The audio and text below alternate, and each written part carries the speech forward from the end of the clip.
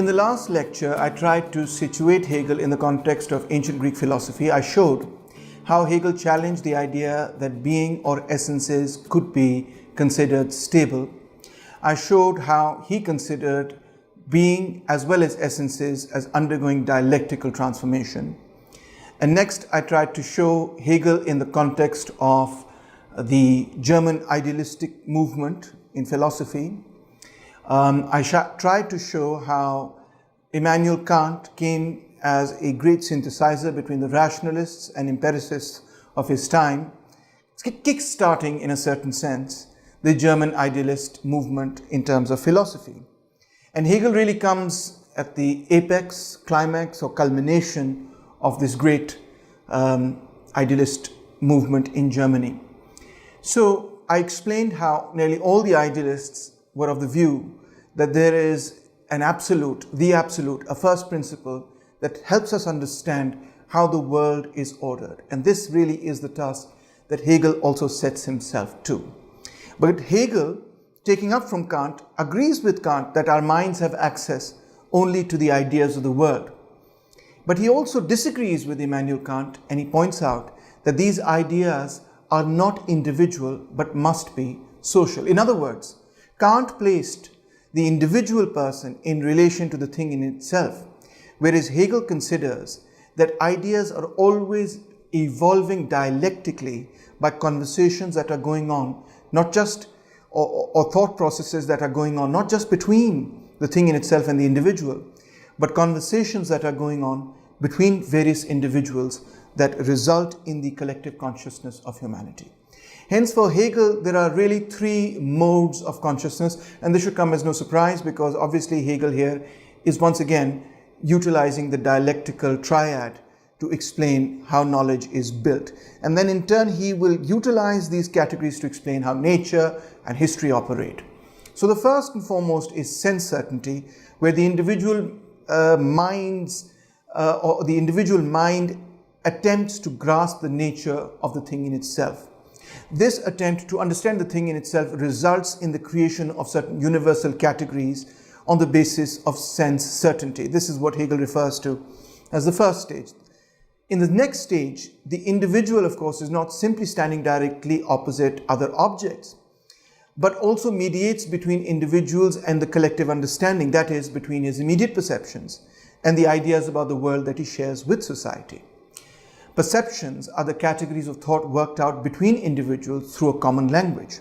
So I have an idea about what I'm looking at. I create a certain category, a certain universal category for that particular object. I say I'm looking at a table. Someone else comes along and says, actually, that's not a table, that's a chair, or that's a specific kind of table, or alters that concept in some particular way. And then, of course, the two different perceptions that we have about one particular object, the thing in itself that we are viewing, on the basis of which we have created universal thoughts, universal categories, may come into contradiction. And when they do come into contradiction, another process occurs, which is the process of understanding. The differences between perceptions give rise to a state of uncertainty. We find, that is, humanity finds, new grounds for certainty by generating new concepts that smooth over these contradictions. Hence, universal categories continuously evolve through a dialectical process between senses and essences and between individual and collective consciousness. In other words, there is a double dialectic going on over here. The dialectic of an individual viewing the thing in itself, the object that lies outside of the person, forming a certain perception about that, forming certain universal categories about that. But then the individual is not standing in relation to the object alone. There are other individuals that are also viewing the object. And then I share my perception with other individuals. I am, of course, forced to rethink my perception of that thing in light of other people's perception of that thing when the two perceptions contradict each other. And it is only through this particular contradiction that we reach a synthesis, that we continuously move forward, that we generate a process of understanding. So the process of understanding, the process of the movement of consciousness, is a product of the double dialectic between the individual and the thing in itself, but also between the individual and society, or between individual and other individuals of a given society. This double dialectic is really the foundation of Hegel's understanding of history even. Hegel explains that the German term for history is derived from the verb to happen. And this is, of course, analogous to the idea of becoming, the synthesis of being and nothingness. Everything present contains, therefore, for Hegel, some elevated aspect of the past, because everything that exists today in the way in which we think is arising out of a dialectical sublation of the past. Therefore, it maintains some element of the past, but that element has been dialectically sublated. In other words, what Hegel means is that the logical parts of the past, the aspects of past theory that were logical, that were in line with reason and rationality, etc., are transferred forward into the more complex ideas of the present. The present contains always elements of the past. But how does this impact history? How does this result in the forward movement of society? Hegel will illustrate how history moves forward in this subject-object dialectic by a very famous passage in the Phenomenology of Mind called the master-slave dialectic. This is, on the one hand, a hypothetical example, but can also be read as a literal example. On the one hand, of course, we had slavery, we had masters and slaves in history. On the other hand, we are not necessarily talking about slavery in the economic sense, but we may also be talking about slavery in a broader intellectual sense, or in the sense of recognition and self-recognition. You'll understand this as I continue. Now, Hegel begins by explaining to us that consciousness of an object necessarily implies self-consciousness. If I am looking at an object, if I'm aware of myself looking at an object, if I'm aware that there is an object, that means that I'm aware of the object being separate from myself, as being something outside of myself. That could only come about if I'm aware of what I am, or rather aware that I am versus an object that exists outside of myself. Now, Hegel refers to the object that we are thinking about simply as the object. In Hegelian terms, and in post-Hegelian philosophy as a whole, the term object means anything that is unthinking, that is not conscious. And what does Hegel refer to as the element that is doing the thinking? He calls it the subject. We often think of subject in terms of a particular discipline, but here Hegel is referring to the term subject as something that has subjectivity, that is able to think, that is as an entity that is able to is able to have self-consciousness. So any self-conscious entity is a subject. Any entity that has no self-consciousness is essentially an object. Hegel says that it's all very simple when we are talking about the relationship between a subject and a pure object. We look at objects that exist in the material world, we pick them up, we throw them. If we have a ball, we can throw it. If we have a tree, we can cut it. If we have a mountain, if we look at a mountain, we may want to climb it, etc. In other words, we are able to manipulate, for better or for worse, the objects that exist in the material world. But what happens when a subject, a thinking being, a self-conscious being, confronts another thinking being, not an object, but here another self-conscious being? Hegel says that at the human level, individuals only become self-consciousness when recognized by another. Hence, subjects are also objects to other subjects, and one becomes aware of oneself by seeing oneself through the eyes of another. Why is this the case? Why would a subject only become aware of oneself as a subject by seeing oneself through the eyes of another? Hegel says that what differentiates humanity from objects is the fact, or even from animals for that matter, is the fact that we can conceive of ourselves as a subject. We know ourselves as thinking, self-conscious beings. And we differentiate ourselves from objects by the simple fact that we are self-conscious. We not only create categories about the various objects that we see in the world, but we create universal categories about the very thing that is looking at all the different objects in the world, that is ourselves. And that really is what differentiates humanity from everything else that exists. Hence, when one subject confronts another subject, one self-conscious thinking being confronts another subject, here there is a moment of identification with the other subject. When two subjects confront each other, the subjects, says Hegel, are astounded at the realization of the self as a foreign object. What does this mean? Hegel is saying that the first thing that happens is that you recognize that the thing that is standing, the entity that is standing in front of you, is not just an object like all the other objects that one can manipulate, but is a thinking being, is a subject. Yet, that subject is standing outside of ourselves. That means it is also an object to myself in the sense that it is outside of myself. Now, this creates a peculiar contradiction that on the one hand, I can recognize at some level that this is a subject. It's a thinking being just like myself. On the other hand, it is foreign to me. It is outside of myself. It is therefore, to my consciousness at this stage, nothing but an object. So what this contradiction brings about at the first stage of the dialectic is that the subject fails to recognize the self in the other. Each views the other as an object rather than as a subject. Hegel says they become mesmerized by each other and attempt to assert their will on the other. It is just like looking at a mirror, Hegel tells us.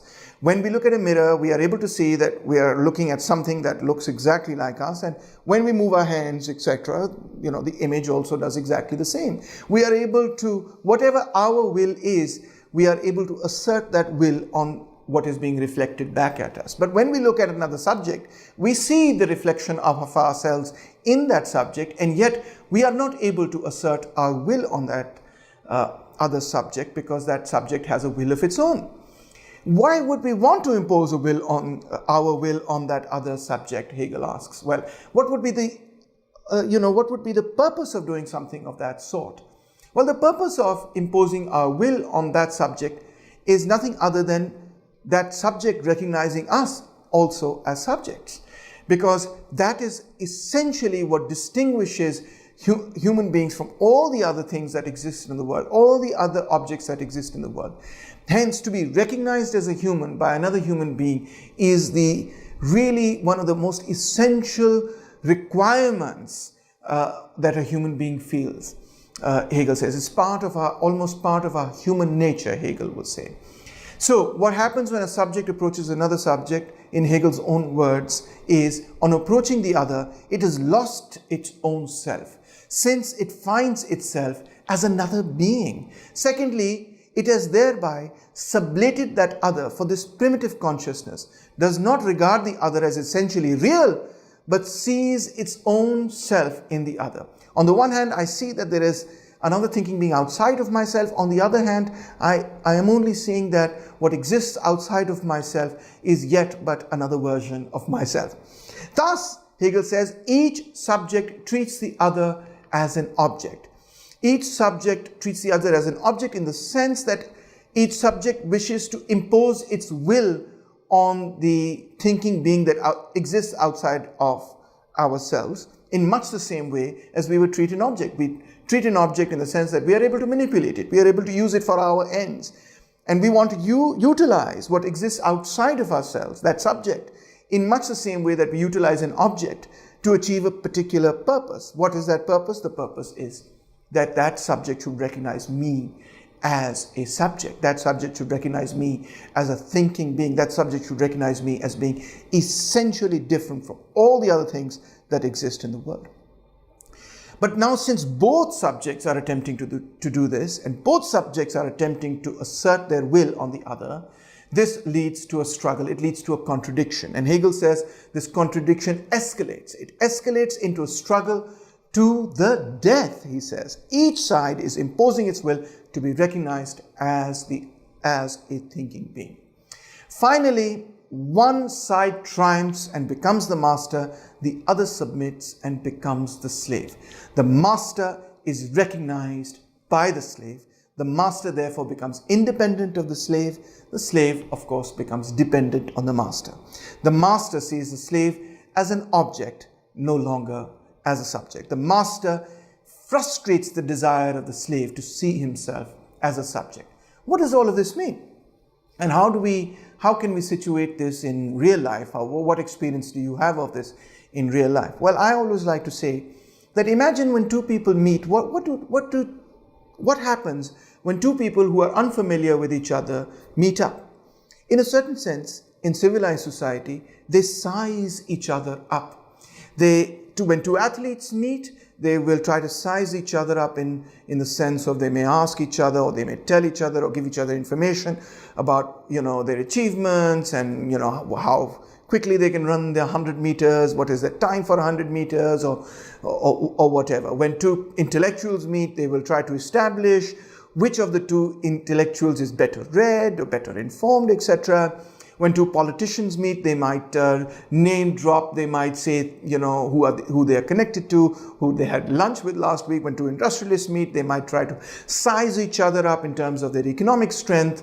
When two people who pride themselves on their looks meet, they might try to size each other up on their looks, and so on and so forth. Whatever it is that those people value, they try to size each other up on those particular things.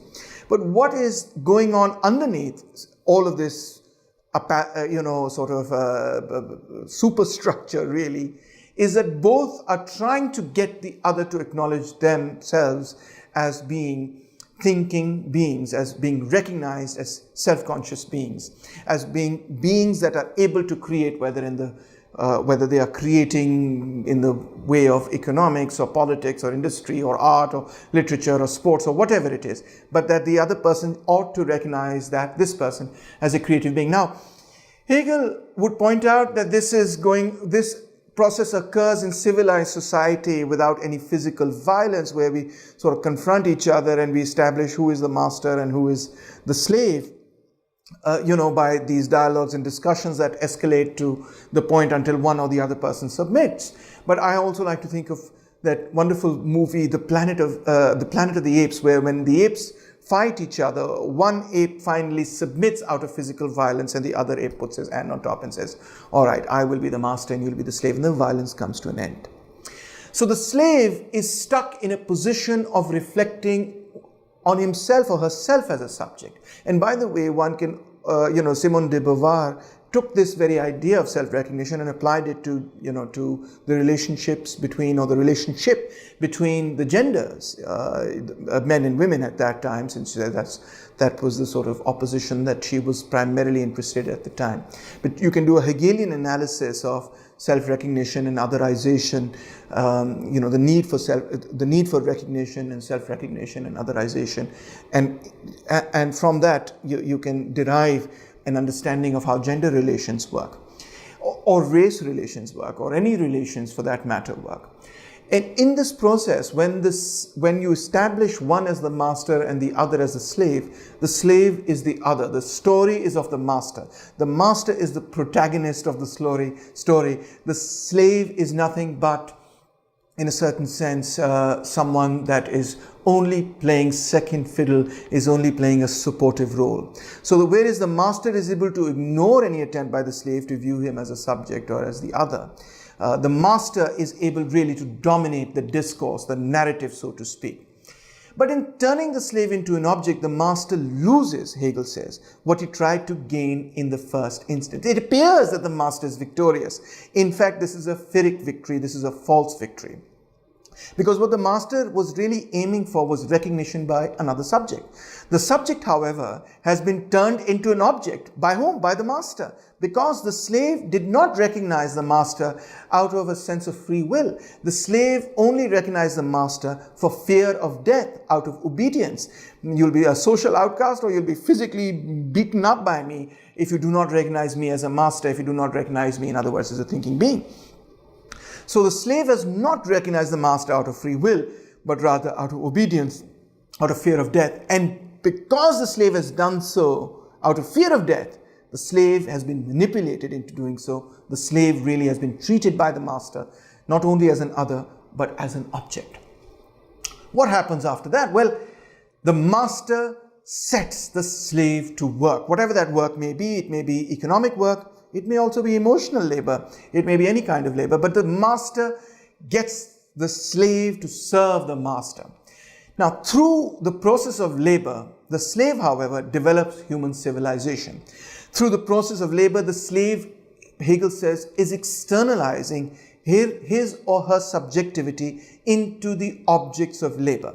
Now, for Hegel, try and understand that whatever humanity creates can be nothing but the externalization of whatever is in the mind of humanity.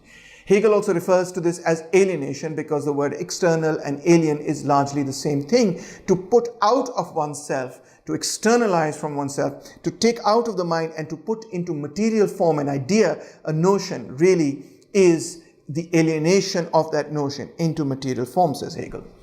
So, how can I explain this to you? Well, think of it in this way. When a child or an adult even picks up a paintbrush and wants to make a painting, they first have some conception of what kind of painting that will be. That conception may be very detailed, or it may continuously evolve as the painting evolves, but there is some conception of where the brush must go before it goes there. Similarly, if I want to make a great work of architecture, I draw up a plan. The plan exists in my mind. It becomes the externalization of what exists in the mind. It is the same with art. It is the same with any form of production. I conceive it, I plan it. Once I conceive and plan it, or even if I don't plan it per se in the very literal sense of the word, I conceive of something that I'm going to create, and then I attempt to create it. Now, that happens not only at the individual level, but that happens at the collective level. We may be conceiving and externalizing what we have conceived, or what one person has conceived. Other people may help to externalize that into some material object. This process of alienation of an idea into something material is what Hegel refers to as objectification of an idea. That is, an idea becomes an object, it becomes something material. And then it only stands to reason that all of civilization, all the art, architecture, all the social structures, and all the ideologies, the great works of poetry, and the religions of various religions of the world, everything, all aspects of civilization are nothing but the externalization of the collective understanding of those particular societies. So if you want to understand, and even today we apply this in the humanities, if I wanted to understand how the Romans thought, what were their dreams, what were their fears, what were their aspirations, I would look at Roman art as the externalization of how the Romans felt about themselves, about the world that they lived in, and so on and so forth. If I wanted to understand Mughal, the Mughal mindset, I wanted to understand what was in their mind, how would I get access to their mind? I can't, because all those people are dead. But I can get access to the things that their minds created, and thereby try to understand from the objects created from their mind what was in their minds, because those are that is the objectification of their mental state, of their Geist, of their spirit, of their mind.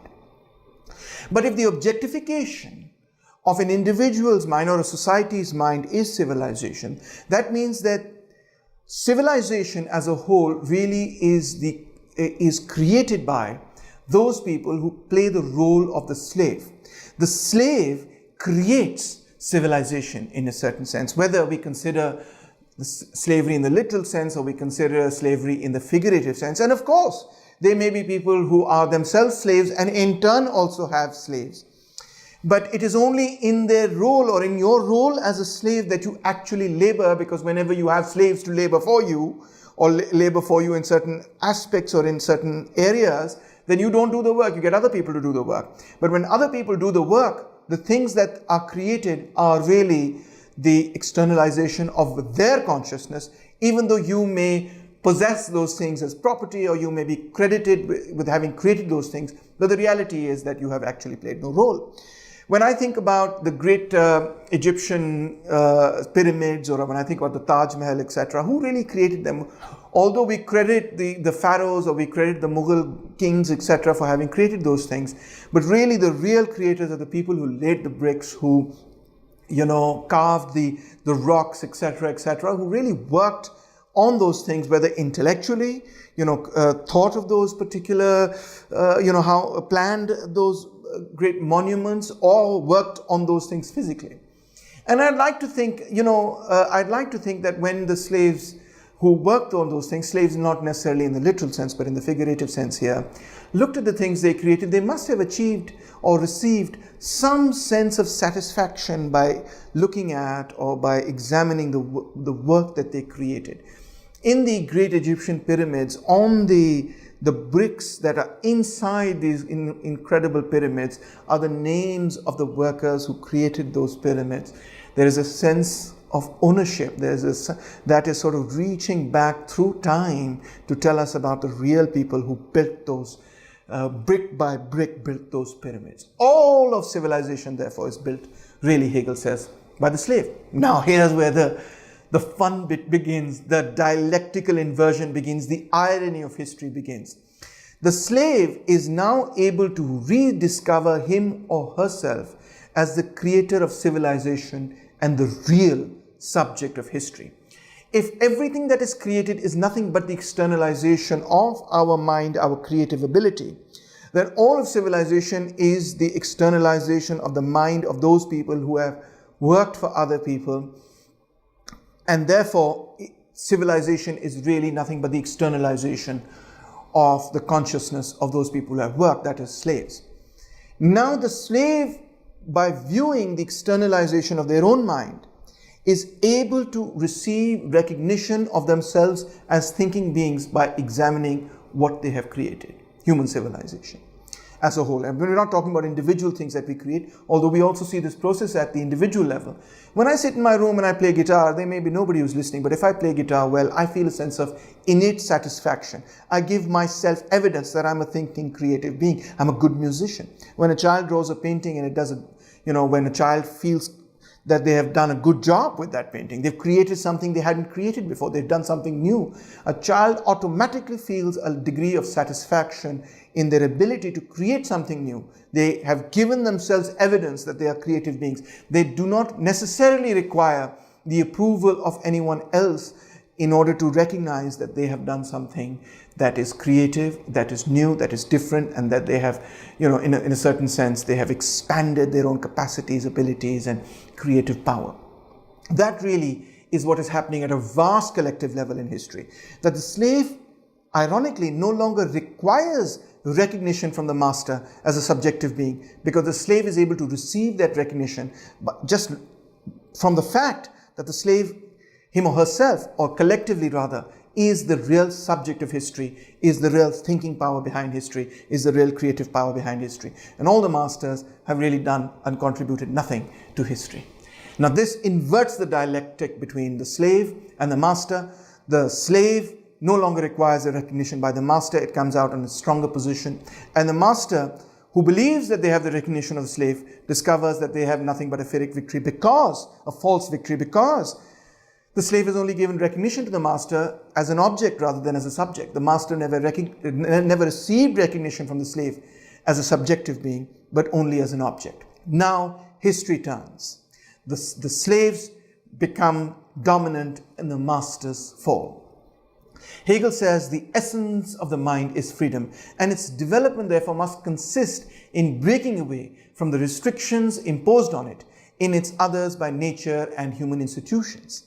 How does mankind emerge into this state of freedom? It can only emerge into this state of freedom when a certain stage is created where subjects are able to recognize each other as subjects rather than try to reduce each other into objects, into others. And this can only happen when, after a certain stage of development where humanity has externalized its own consciousness into civilization and therefore no longer requires recognition from another subject to understand that they are a subject. They get that recognition as a subject from the things that they have objectified, created, that is, from civilization itself.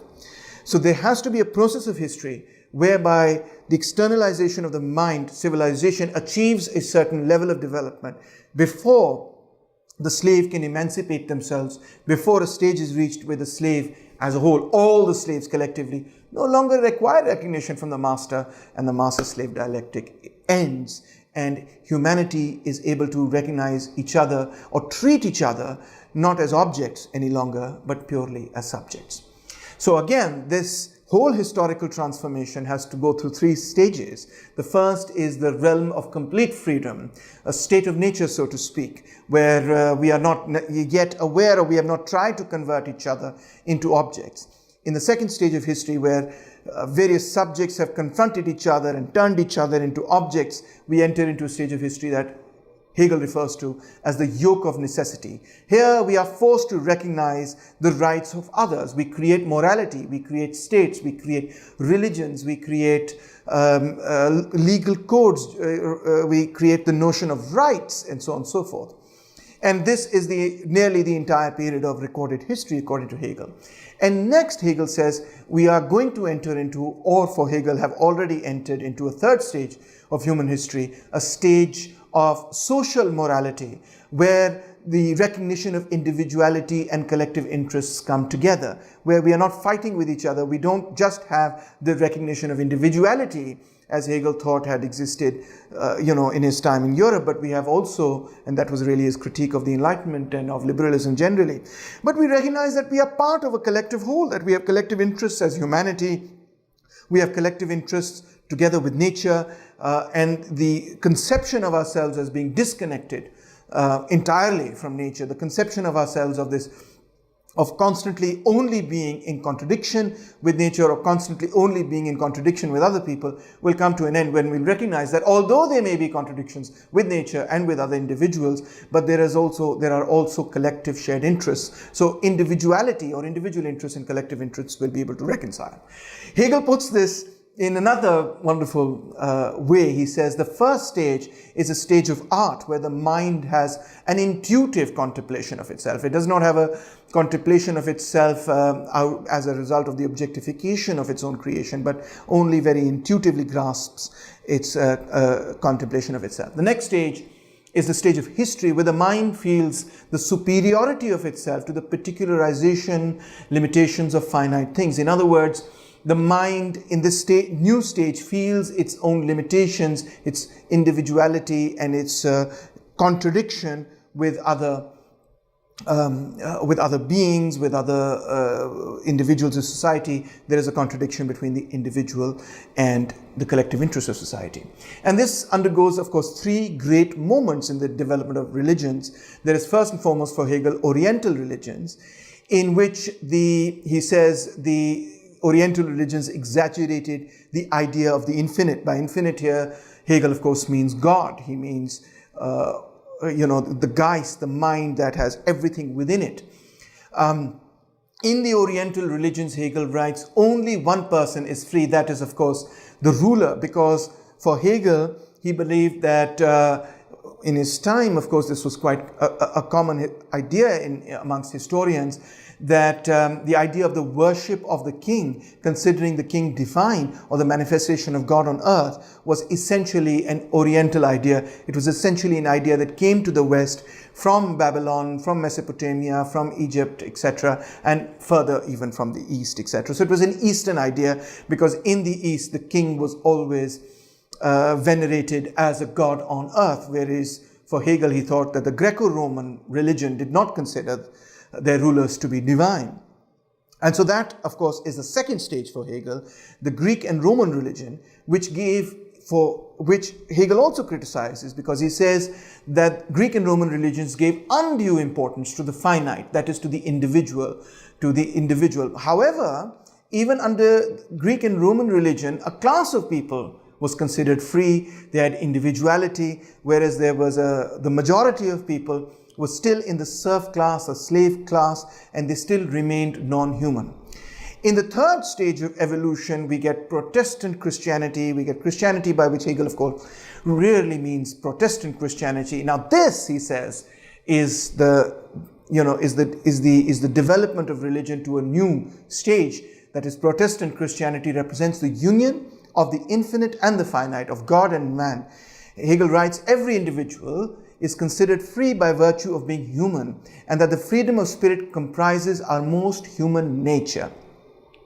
This is very, very important, because this Hegel considers to be the philosophical foundation of Protestant Christianity, that we must extract from Christianity. We must extract from Protestantism or from Christianity this essential principle, and then we will understand what really is absolute knowledge. And this, he says, absolute knowledge, this understanding of every individual being free by virtue of being a human being, a thinking being, is the starting point of science and is the starting point of philosophy. Hence, for Hegel, philosophy transcends the limitations imposed on it in religion and attains absolute truth in the form of reason. We have to extract, for Hegel, what is contained within Christianity, its foundation of considering all humans as being free and equal.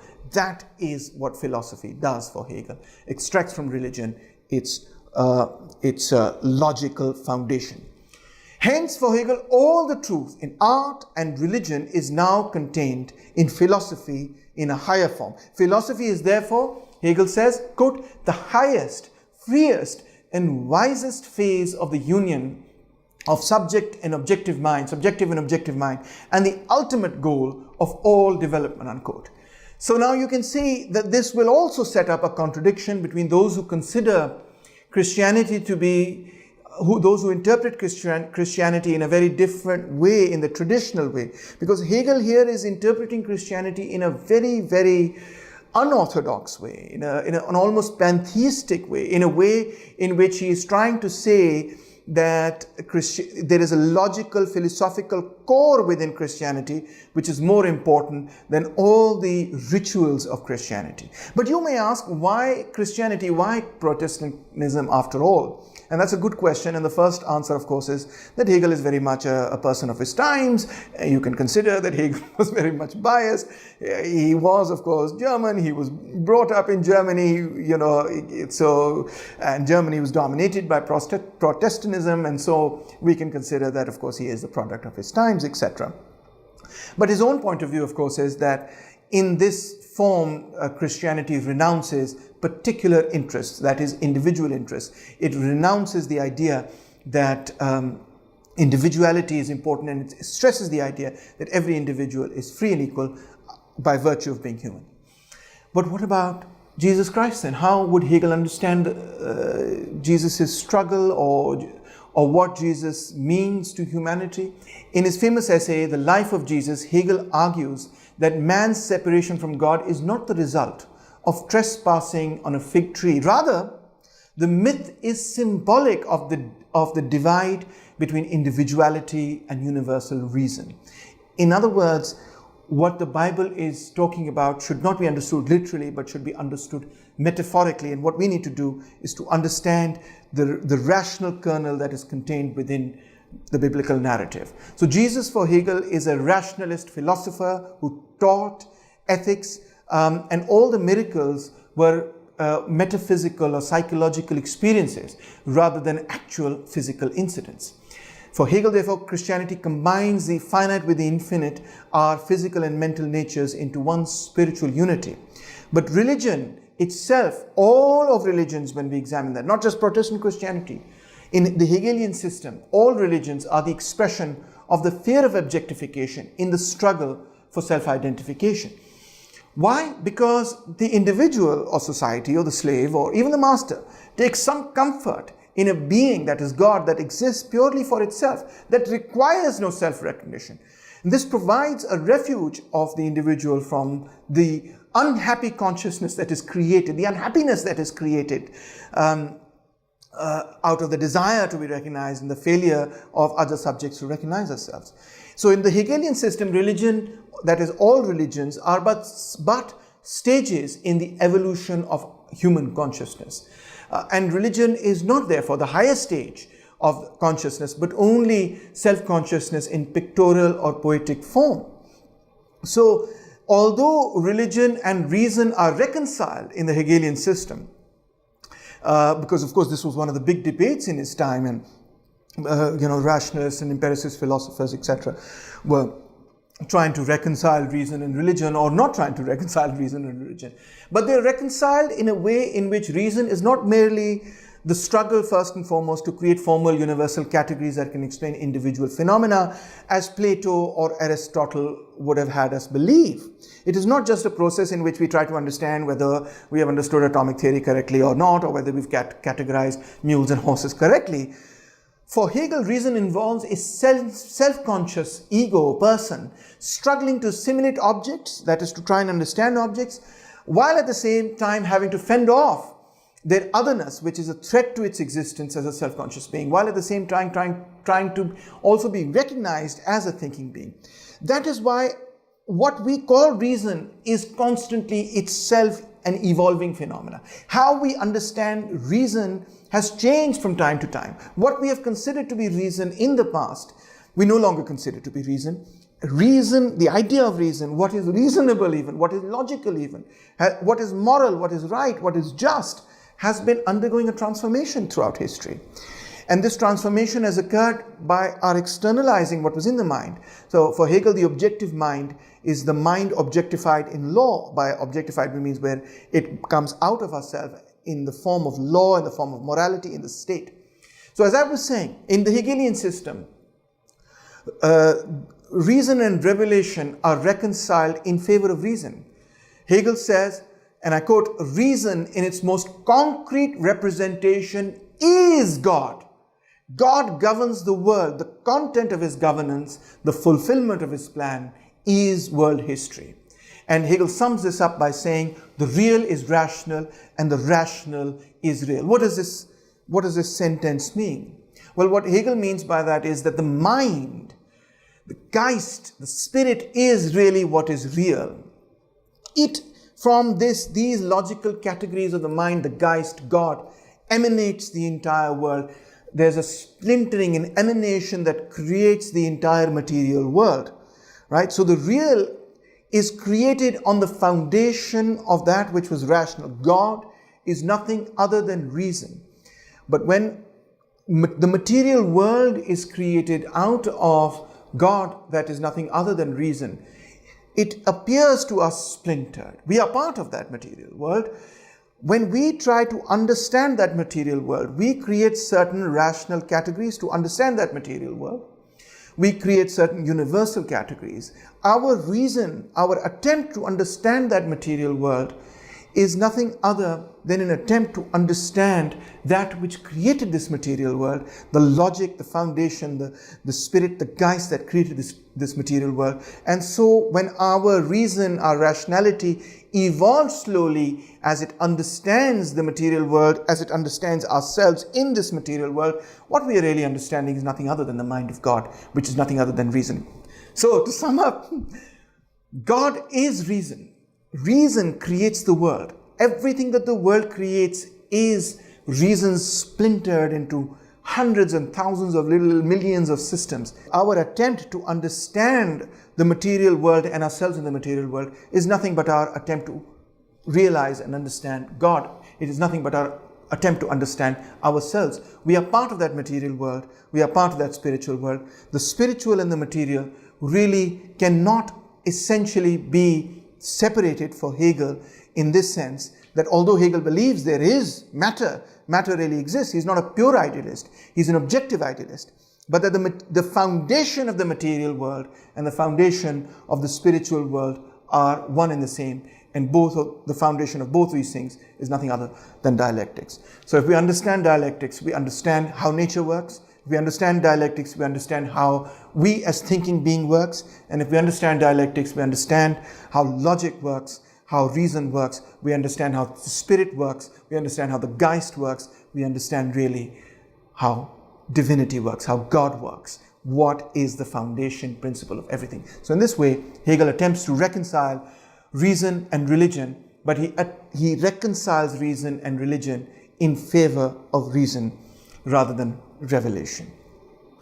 On the basis of Hegel's dialectical understanding of how the individual relates to matter, the individual relates to other individuals or to society in general, understands him or herself or understands themselves, and how the spiritual and the material relate to each other, Hegel opens up his critique of the Enlightenment. His principal critique of modernity and the Enlightenment is that the principle of individual rights that we have inherited from liberalism is deeply flawed in that it posits a universal individual without any particular traits and without reference to social or cultural environment or to any empirical details about the individual. Now, when you take away all the empirical details about an individual, their race, their gender, their color, their nationality, their culture, their social origins, the actually existing society in which they live, what are you left with? Nothing but an abstract individual. An individual that is empty of any characteristics.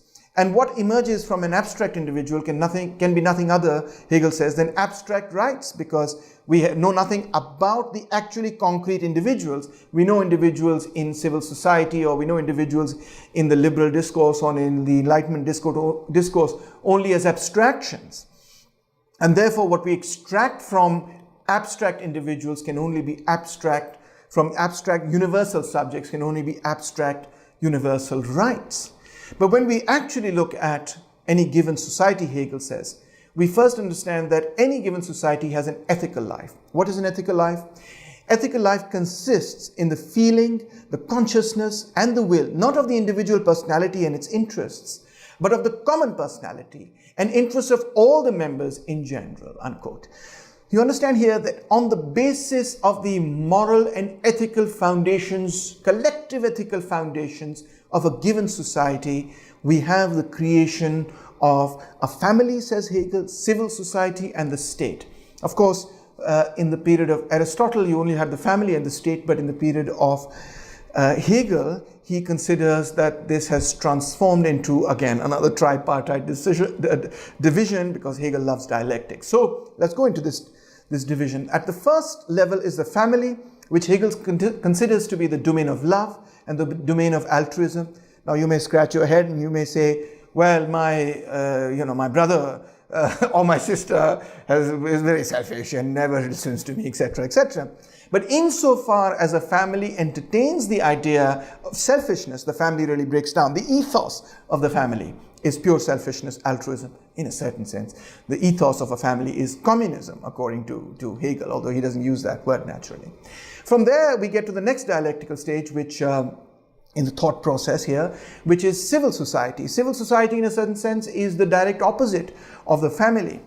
By civil society, Hegel doesn't mean what we refer to as civil society today. He means economic society, commercial society. He means the economic realm.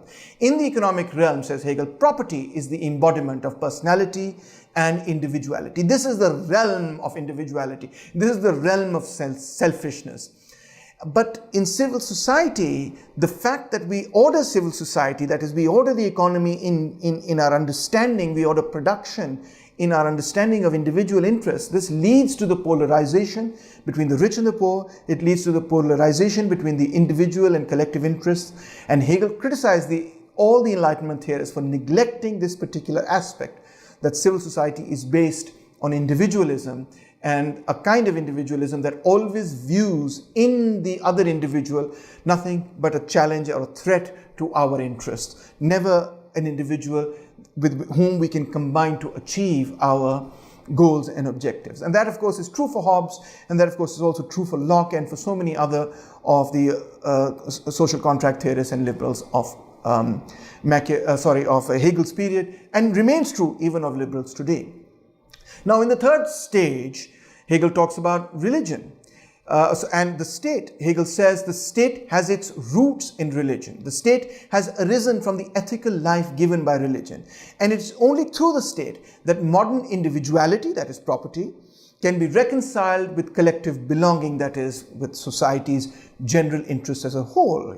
The state is the arena in which the contradiction of modern life, therefore, for Hegel, can be dialectically sublated. Hence, the state is the highest embodiment of the fundamental idea that animates society. Now, here, Hegel will find himself directly in contradiction to the individualists and libertarians who consider the state to be oppressive by virtue of its collectivism. But Hegel is not thinking of the state in this particular way. Neither is Hegel a pure collectivist in the sense that he does not consider individual interests to be important. Rather, he considers individuality to be important, but also social interests to be important, and he considers only that the realm, the region in which individuality and collective interest can be reconciled is nothing other than the state. It cannot be reconciled in the family, which does not entertain the idea of individuality at any level or shape or form.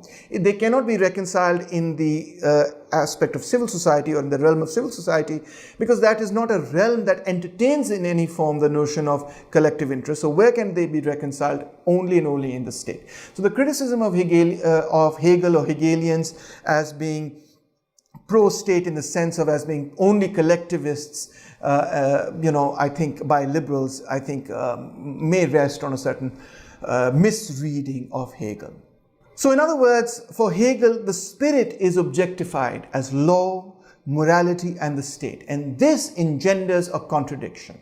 The contradictions that exist in society between the individual and collective interest, between the family and civil society, etc., these are manifested in this realm of politics, in the realm of the state, and these are only sublated and overcome, negated, etc., in the realm of politics, leading to a new, more complex idea, a more complex state, a more complex kind of society that can overcome the contradictions of the past society or let's say of the present, and create a new kind of society, taking the place of the old. So this is the dialectical process that unfurls human history. This is how human history continues forward in a dialectical spiral, evolving from the simple to the more complex through internal contradictions.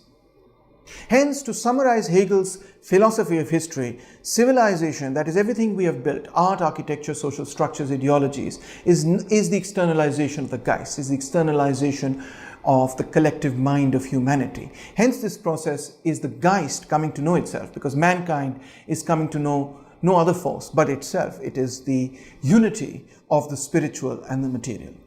But Hegel has a very interesting idea, and the idea is that history in his own period has come to an end. Now, the fundamental precondition for history to come to an end is that the subject and the object, that is the dialectic between the subjective and the objective, must reconcile, must be sublated. How can this come about? What does that mean? The dialectic of history can only come about, first and foremost, where the social and the individual are reconciled in a social individual. An individual that recognizes their individuality but also recognizes collective interests. Therefore, when humanity is able to reconcile individual and collective interests, that will be the precondition for the end of history. The other is that the subject, the ultimate subject, that is God, and the object, the material world, the spirit, the Geist, the notion, the logical reason, rationality that has animated the world as it exists, the material world, are reconciled. That is, the subject and object are ultimately reconciled. Our understanding of matter and spirit are ultimately reconciled. When humanity, in other words, is able to see each other not just as objects but as subjects, and humanity is able to understand, apparent contradiction between the material and the spiritual is only just an apparent contradiction. In fact, the underlying logic of both the spiritual and the material is one and the same. And this, of course, means that Hegel wants to see the reconciliation of the infinite, that is God, and the finite, that is man. Man is, of course, finite in the sense that we live only for a brief period of time, and also in the sense that we are one part of the collectiveness of all of humanity. Each individual is one part of the collectivity of all of humanity. So the reconciliation of the finite and the infinite is the unity of man and God, the unity of matter and spirit, where humanity is able to understand that the rational is after all real, and the real is after all only rational. Spirit and matter are one and the same thing. And humanity is able to treat each other not as an object, but is able to treat each other as a subject. That will bring about, for Hegel, the end of history. Now, Hegel thought that moment had come about with the French Revolution in the world of politics, and with the birth of dialectical philosophy, his own writing in the realm of philosophy. That will be all for today. I hope you enjoyed that. Don't forget to like, subscribe, and share, and continue watching these lectures. I hope you enjoyed this one and learned a lot. Signing out for today. Thank you so much.